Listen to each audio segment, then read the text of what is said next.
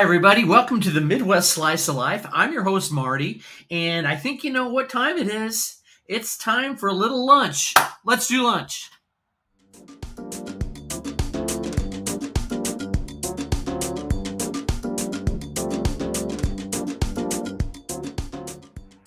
Hi, everybody. Welcome to Let's Do Lunch. Speaking of lunch, we got it right here. I'm your host, Marty, and today we got a frozen pizza. We got an Emo's frozen pizza.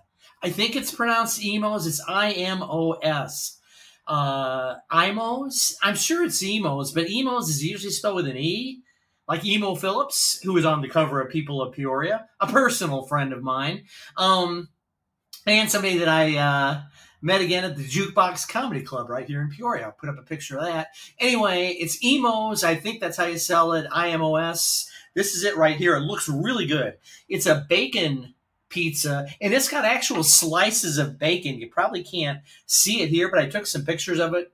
You can really tell when it was frozen before it was cooked, and I'll put those up. They've probably already been up. But anyway, bacon pizza, real slices on here, so I'm really anxious to give it a try. Try right here. Oh, hot sauce. We've got extra hot cayenne hot sauce. I'll put up a little picture of that, too, from our hot sauce collection, our massive hot sauce collection. We're slowly dwindling down there. All right, let me try. The crust is really thin, just the way I like it. Really looks crispy.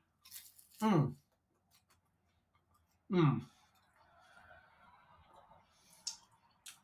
a really good crisp to it. Boy, the sauce is really tangy and tasty. And that bacon, smoky bacon. This is one of the best pizzas I think I've ever had after just one bite.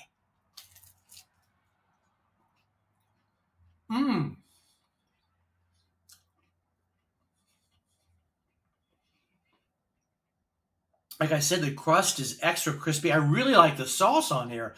Really good frozen pizza. Emo's, Imos, however you say it.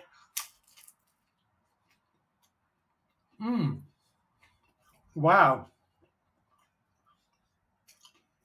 This is on par with the Butch's as far as frozen pizzas go. And like I say, I've never seen actual strips of bacon. They're usually like little bacon bits. Sometimes they're not even real. They're those stupid bacon bits. Is that what those things are called? Wow. Really a tasty pizza.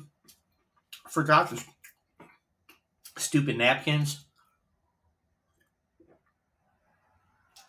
Oh, I should have said this earlier. I want to address the fact. Sorry, it's been like a couple months since I've done one of these. And I don't know, you know what kind of got to me? I didn't like the whole format of like telling a story in like 5 sections. So what I'm going to do today, I'm going to finish up the idiot trivia story. For those of you that are left, if I've got any kind of an audience, I'm going to quickly wind up the idiot trivia story. I don't want to do it in sections like that. I didn't like the way that was going.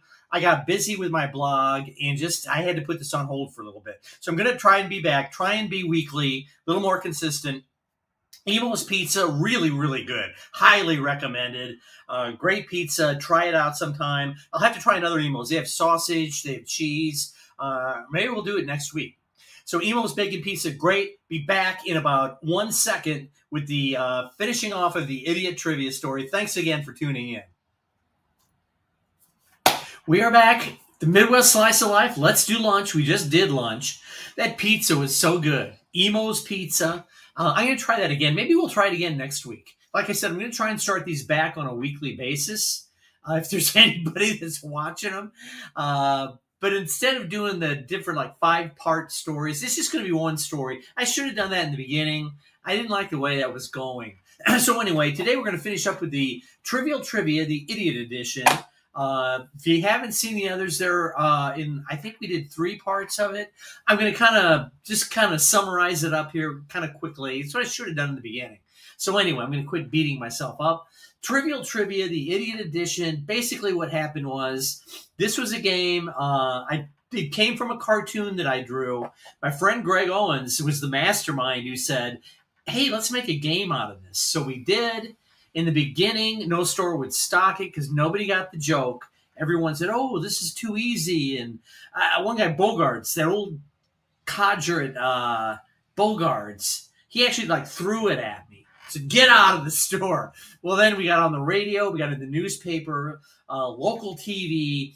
All of a sudden, it was selling like crazy. People loved us all of a sudden. I found out just how phony people can be, because people went from like, "This is the stupidest thing in the world," to, "I told you this was a genius idea." So it was kind of funny, a good life lesson. Most of all, to never listen to anybody when somebody says, "That's a stupid idea." Since then, I mean, this is back in 1985, we started it. I've done countless projects where there's always been a number of people that are like, "Oh, that's a dumb idea." They said that about my Meanwhile Back in Peoria blog. I don't know how many people said, "Oh, this isn't New York. You're going to be able to do that for about a month." And that's all you're, well, I've been doing almost 11 years now. So, all right, enough of my bitching. Trivial Trivia, the Idiot Edition, as when I left you off, the Today Show had called us from New York City. We got booked on the Today Show. They flew us out there. My first time in New York.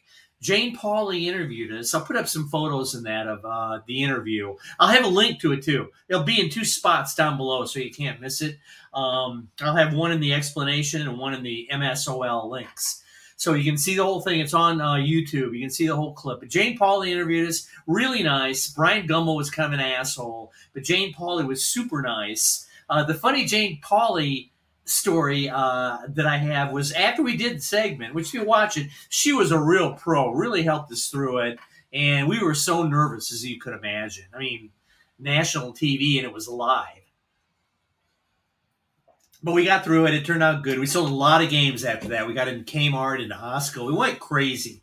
But after we did the segment, they go to a commercial, then they went to news. So we had a few minutes with her. And she's like, "Oh, you guys did great." And she's from the Midwest, too. She's from, I think she's from Muncie, Indiana. I think her and David Letterman are from the same town. Well, anyway, afterwards, she's like, "Oh, you guys did great." And she had the game. They had it on the air. If you watch the clip, they were using it for like a prop. She was holding it and said, "Hey, could I ask a favor of you? Could I buy this from you?" And I laughed. I'm like, "Are you kidding me? You can have it. What do you want it for?" And no, this was January 13th, I believe, was the day we were on. It's Martin Luther King's birthday, if that's Martin Luther King's birthday, January 13th. So I'm like, "Yeah." I said, you can have it. What do you want it for?" She said, "Well, Valentine's Day is coming up next month, and I'd love to give it to my husband." Her husband is Gary Larson, who does the Doonesbury comic strip, if you're familiar with that. I don't know if they still do Doonesbury, but kind of a political, but I really liked it. It was funny.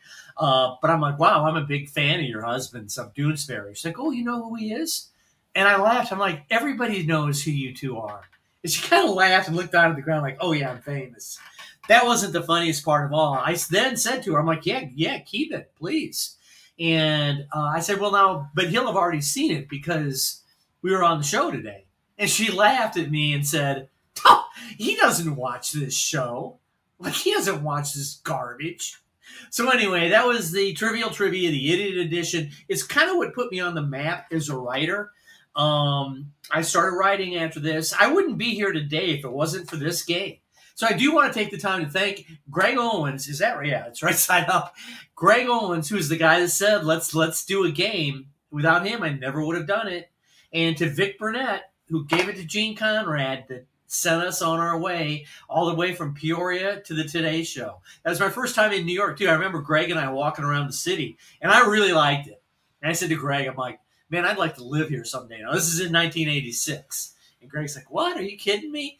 And 7 years later, in 1993, I was living there. So this game put me on the path from Peoria to New York, got me into writing, got me into doing a lot of stuff. Again, thanks to Greg Owens, thanks to Vic Burnett, thanks to all of you for watching. If you are indeed watching, I hope we have some semblance of an audience left. I'll be back next. I'm going to try and post these every Wednesday from here on in. Try and be more consistent. I'm going to have a little story. We'll always do the lunch. We'll do frozen pizzas for a while, then maybe switch it up with something else. Be back next week for another frozen pizza, another little story that I'll tell. I'll think of something. And again, thanks for tuning in. We're the Midwest Slice of Life. Let's do lunch. See you all next Wednesday. Have a great week.